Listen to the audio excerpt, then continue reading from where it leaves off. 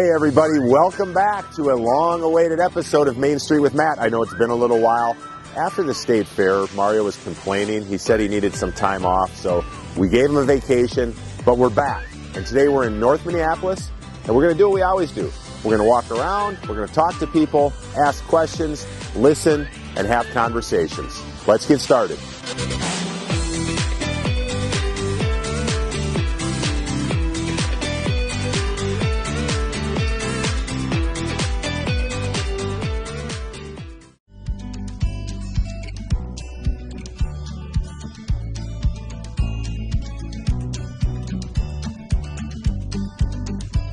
So we're here with Robert Woods. Robert, tell us about North Minneapolis. You seem to be someone who is very involved in what's going on here and trying to positively impact the future in this community. I know North Minneapolis has been failed by its elected leaders, and it is not a conspiracy theorist. There's no conspiracy. There's no sort of racist kind of overtone, apart from what we call systemic kinds of stuff. Other words, it has happened because of intentional behavior by the leadership where they go for their own self-interest as opposed to the community members at large, and we're left out. So I was a sergeant in the Minneapolis Police Department, and I retired from there and came back out into the community that raised me. So I work with the Mother's Love Initiative. I created this in 2014. We got out really heavy in the community because of the drug addiction, the homelessness, the gun violence. So we came out really heavy on the ground, and we have continued to be here. You're like a stalwart here in North Minneapolis. You've dedicated your life to serving this community and doing good. Yeah, you have to give back no matter what.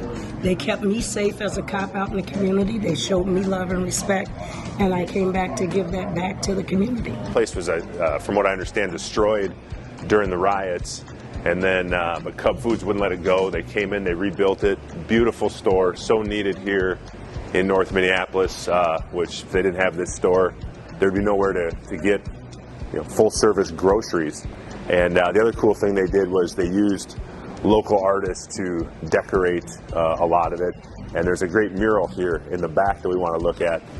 Well, it's beautiful. We need more protection. We need people that care about this community that we're in right now. This is just a small part of Minneapolis that is having a lot of difficulties. And we need somebody to come in and focus on this area.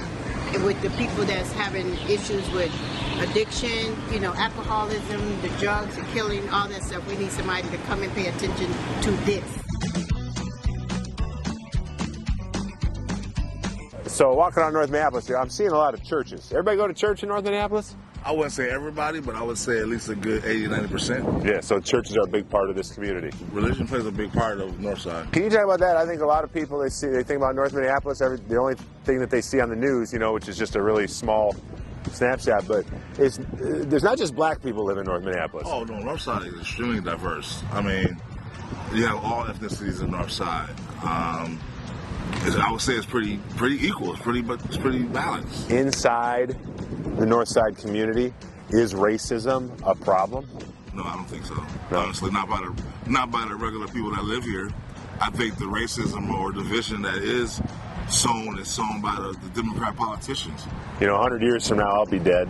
You'll be dead. Yeah. We'll be in the ground buried next to each other. They'll dig us up. We'll just be dust. Right. And nobody will be able to tell the difference between who the white guy was and who the black guy was. Right. My bones will probably be a little bigger than yours. I've heard that a lot today. We got a lot of people outside of the North Side saying what we need, and the people on the North Side is like, no, we know what we need. We need the politicians and people that don't live here to stop telling us what we need and really start listening to us because people like you, residents here, know. Yeah. Well, what we're doing is coming up with simple answers to complex problems.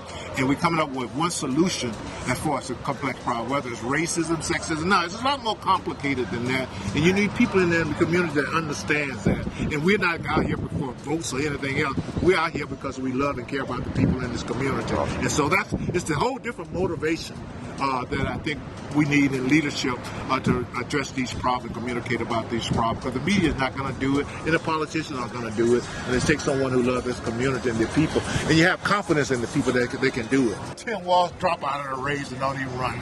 He's one of the trends of making this state worse. I moved here almost over 40 years ago.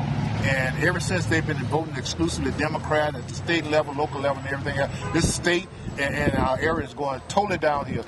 And once again, care about the people more than the votes.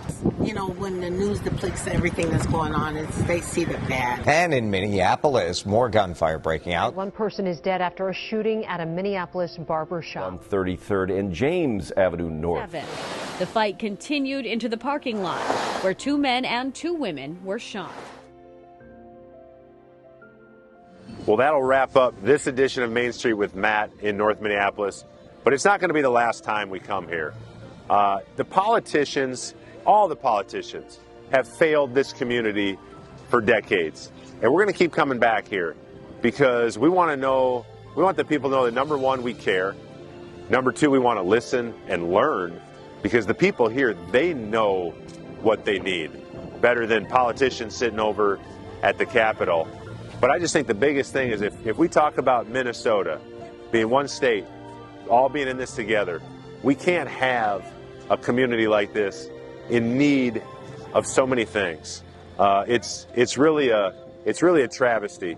And what really inspired me today, even with all the problems, there's not a mood of despair over here.